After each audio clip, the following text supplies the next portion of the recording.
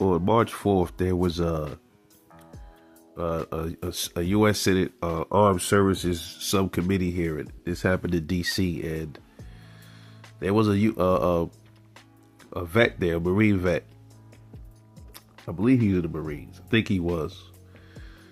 He was there. His name was Brian McGinnis, man. You know, this is making like this thing is like viral. So he goes there and he's dressed in he has on his uniform, military garments.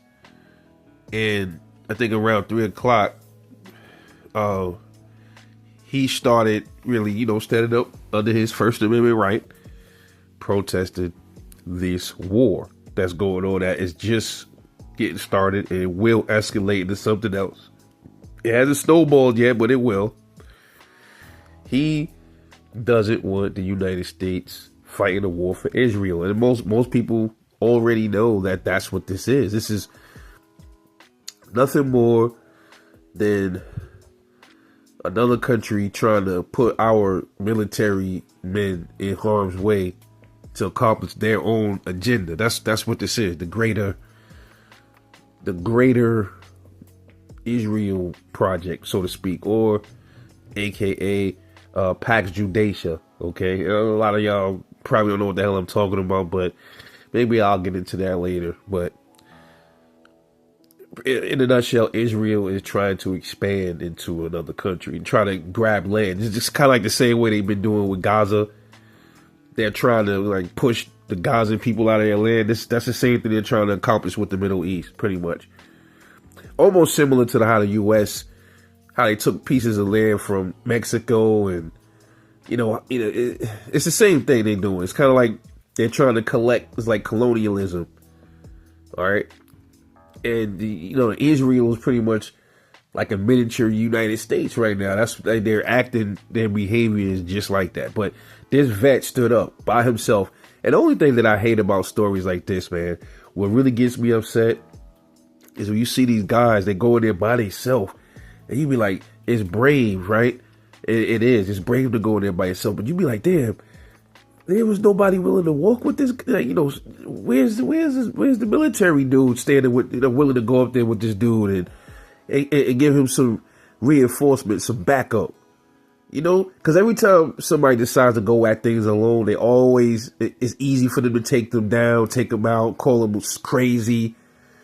This is why unity is so important. We need to unify, because when you unify, you get better, you get more things done when you unify, man. So he goes in there and he flexes his First Amendment, his freedom of speech that exists. Even if there was no First Amendment, he still has a freedom of speech as a creator from the God above. Okay, that's what we have, the freedom of this.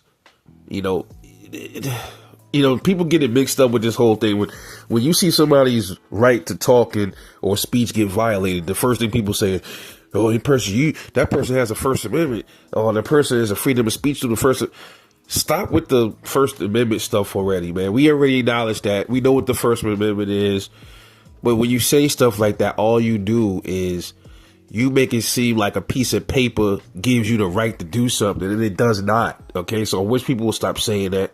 But this dude, it broke my heart to see how he was treated, man. He was in there as a vet that fought, rather you don't agree with, he served his country. Whatever he did to serve, whatever he did in his service, he still served, right?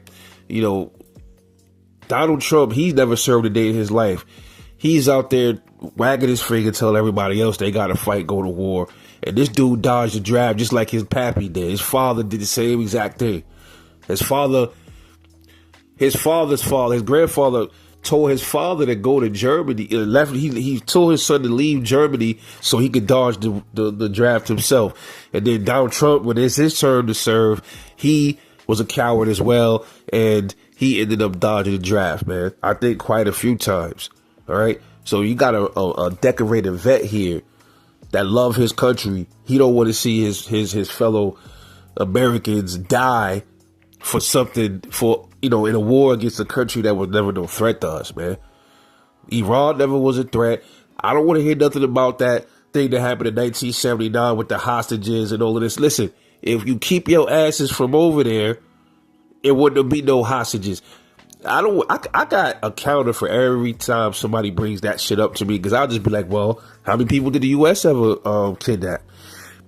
Iran is not the only one that kidnapped people. Did they let the hostages go? Right? Just like with war. They always talking about how somebody's, the war is this. This country's always terrorist this, terrorist that. But we trained a lot of these terrorists. They will never talk about that. We trained a whole lot of them motherfuckers. They were talking Bin Laden's a terrorist, but who trained Bin Laden? Story for another video. But anyway, this guy was, Brian McGinnis, he had his arm, I believe, broken by, I think, a senator. The cops and stuff, they were trying to throw him out. And man, did you see how they was all over this dude? All he said was, he don't want to fight a war for Israel. And man, they took him out like he was saying the worst things under the sun. Like they was trying to shut this man up. Like he was cursing at people.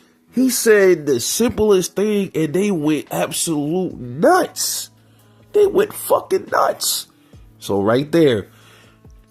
And then you see all of nobody turned around, nobody looked like, everybody was like fucking reptilian robots, scared to talk. It was a woman, his friend was there, she was the camera woman, she was pointing it out, said, geez, ain't nobody gonna say nothing? Y'all sitting there, y'all didn't even turn around looking. And this is a vet, this is a guy, this is how y'all treat this man? Man, listen, this is why I'm kind of glad I don't got no sons, because it ain't worth it, man. It's not really worth it going to this military, man. Most of these military, they don't care nothing about these troops, man. They dangle a carrot in front of them to get them to join. And then later on, if they lucky enough to not become cannon fodder, they get home and they get treated like garbage. It's not worth it, man. It really ain't. It's not. And shout out to that guy. Hopefully he's okay. From what I've been hearing, they saying that he gonna get surgery. Yo, I don't listen. I'm pretty sure a lot of vets out there, they're very furious with seeing this. But here's the problem, man. Fury is nothing if it's not seen. If it's unseen fury, nobody don't care. Yo, he was supposed to have his brothers in arms up there with him when he did that, to stop them cops from doing that to him, man. Disrespectful. That was just very despicable to watch. I was really upset. I was really mad watching that. The way they took him out of there. Like, just go back and see how weird that looked. Like, the man stood up and said what he said. They could have said, all right, yo, look, man, you gotta chill out. Like, they could have escorted him, just kind of come on, bro, we gotta go. Dude, they dog piled him just because he said he doesn't want the United States to fight Iran for Israel, dude. That is where we at. That should tell you everything about this country. I am no longer calling this country United States of America. This is officially the United States of Israel, man.